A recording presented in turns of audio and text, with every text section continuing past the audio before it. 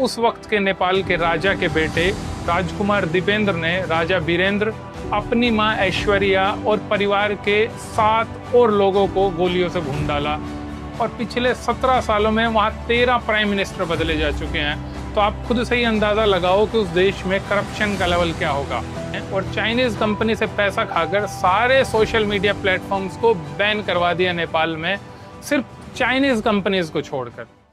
संघर्षों के साए में इतिहास हमारा पलता है, जिस ओर जवानी चलती है उस ओर जमाना चलता है।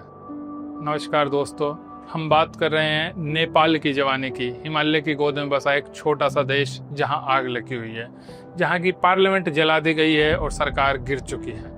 अब ये सब हुआ क्यों, आइए बात करते हैं। नेपाल में मोनार्की यानी कि राजशाही 240 सालों तक चलने के बाद 2006 में खत्म हुई और 2008 में नेपाल में डेमोक्रेसी आई। मोनार्की खत्म होने की वजह भी बड़ी ट्रेजिक है, आपको ब्रीफ में बता देता हूँ।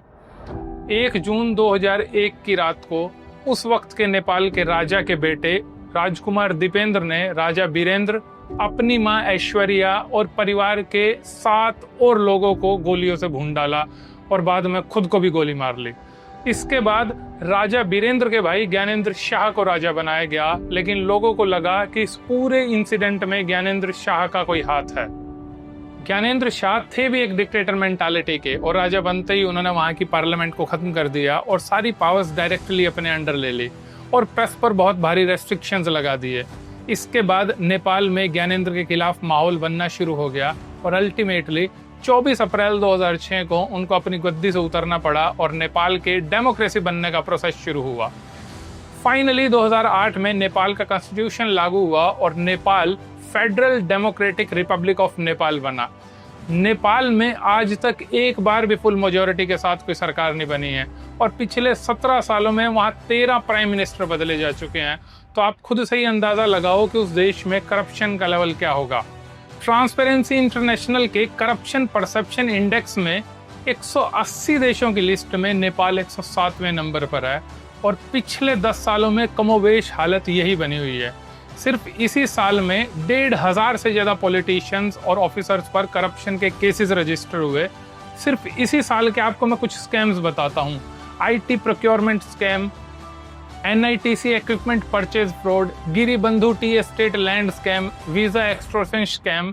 अब ये साल खत्म भी नहीं हुआ और नेपाल के करीबन 10 अरब रुपए के पैसे करप्शन में जा चुके हैं, क्योंकि हमारी तरह वहां की भी मेन स्ट्रीम मीडिया सरकार की गोद में बैठी हुई है। तो सरकार के करप्शन की बातें सोशल मीडिया पर होने लगी और बहुत तेजी से लोगों में ये इमोशन हावी होने लगा कि इससे अच्छा तो राजशाही थी यानी मोनार्की थी।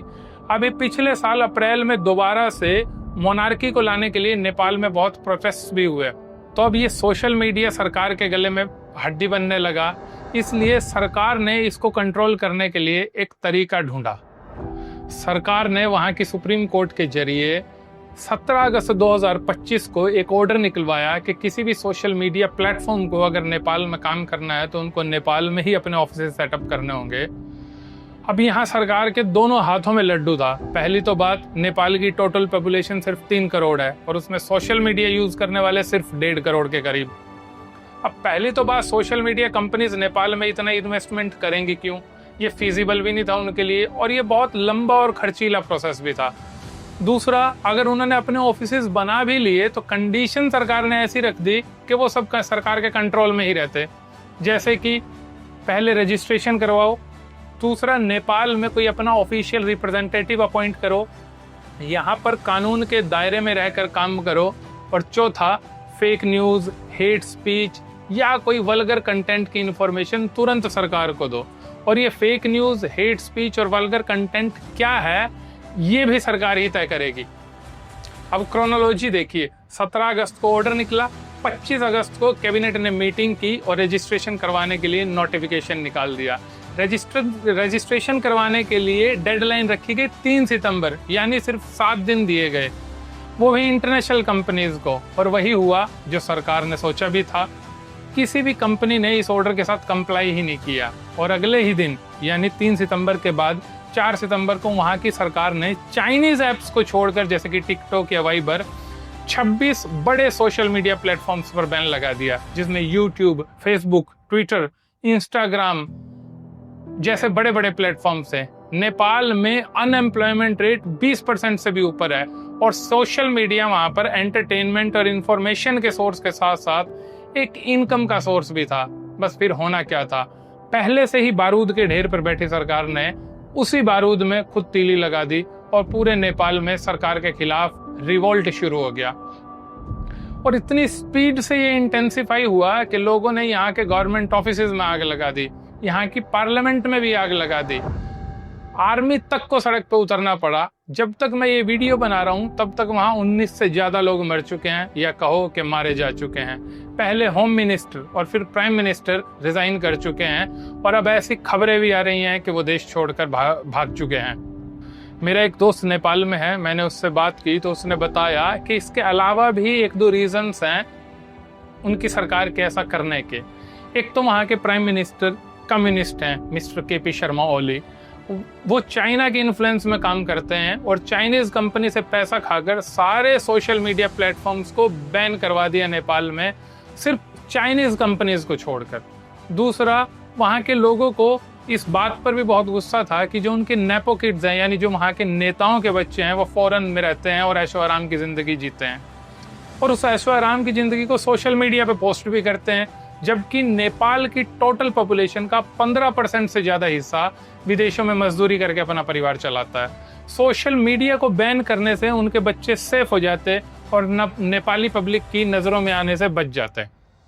टोटल मार के नेपाल की सरकार समझ रही थी कि नेपाल के लोग मरे हुए हैं, लेकिन वो तो जिंदा निकले और ऐसे तगड़े कि उन्होंने सरकार को ही मार दिया। और ये भी हो सकता है अब नेपाल में फॉर्म ऑफ गवर्नेंस भी चेंज हो जाए, यानी डेमोक्रेसी दोबारा से खत्म हो जाए और मोनार्की लौट आए। मोनार्की यानी राजशाही, राजा का राज।